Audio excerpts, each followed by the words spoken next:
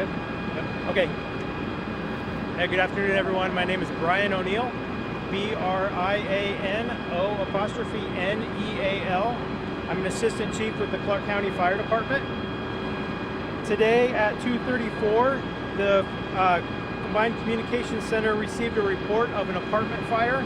There were some reports associated with a gas line, but that's going to be investigated when the investigators have a chance to access the scene. This is at 1000 Dumont. This is a 3-story apartment building. These are large apartments. We have had a history of large fires here in the past. There's some construction features here that make them prone to some of the larger fires, including a common attic space.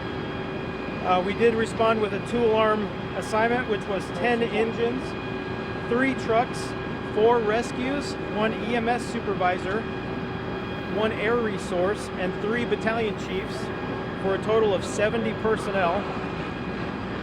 We did receive mutual aid from Las Vegas Fire and Rescue, from LVMPD, and NV Energy and Southwest Gas were all responded to help us shut down and secure utilities. There are a minimum of 8 apartments that are affected at this time. I'm sorry. There are a minimum of 12 apartments, 4-plex with 3 stories on it, so 12 apartments that are affected at this time.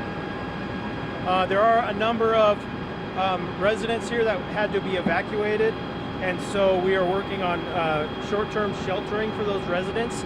It is 112 degrees out here today. It's very hot, and so one of our primary considerations now is maintaining the safety of the residents that had to be evacuated, those that have been affected by the fire, and cycling our firefighters through rehab and making sure that we can maintain their health to continue to fight this fire. We do expect that roads will be shut down here throughout the day. It's going to take our investigators some time to access the scene, and you can see this is an ongoing fire situation. Has the heat played any role in kind of delaying the fire battle?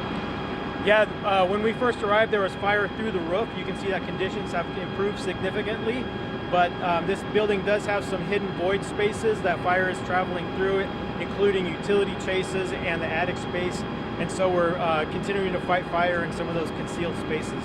I have a follow-up. So how has the heat impacted, I'm sorry if you just asked this, the crews battling the fire? I know they might have had to take some breaks and then come back. Can you speak about that? Yeah, we've been recycling our crews, which is giving them a very short break to exchange air bottles and get a drink of water. It is very hot, so we responded with additional resources for this type of a fire. So this was a 2-alarm fire right from the beginning, just to bring extra personnel in. And the 10 engines that are here are cycling through their assignments and making sure that our personnel are fresh and they can continue to fight the fire. And I know you said 12 apartments, but how many residents are needing resheltering? We don't have exact numbers of residents yet. We're preparing to shelter a large number of individuals, and so we're trying to accommodate everyone that's coming in asking for help.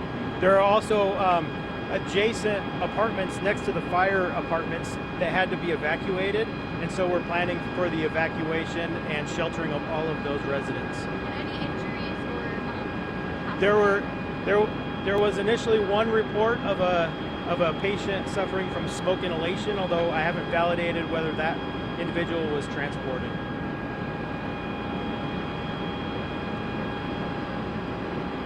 And where's the fire right now? Is it being contained fully, or? Yeah, fire right now is traveling through the attic on the affected fire building. so it's not contained? No, still not contained. As you can see, we do have a number of lines. We put firefighters on the roof. We're attacking the fire through our elevated master streams off the truck, and we're continuing to put a large volume of water into the building. You mentioned the roads are going to be shut down for a while. Is there a time frame where residents can return to those who have been evacuated? We don't have a precise timeline yet. We're going to need to shut down some of the water supply. We did have to access hydrants from a distance away, and so our hose lines are stretched throughout the area. Why do you have to access them from a distance away? Yeah, when we have a big fire like this where we're pulling a lot of water, we can't take all the hydrants that are right next to each other because they're essentially on the same grid system. So we have to bring some hydrants in from out of the area. And again, you mentioned still in your investigation the possibly gas leak. Any foul play at all? None was reported and none is suspected. We just need a chance for our investigators to get in and have a look.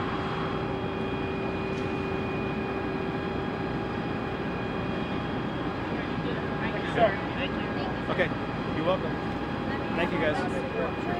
Thank you so much. I appreciate it. Thank you, sir. I'm an assistant chief. Thank you so much. Can I get my microphone?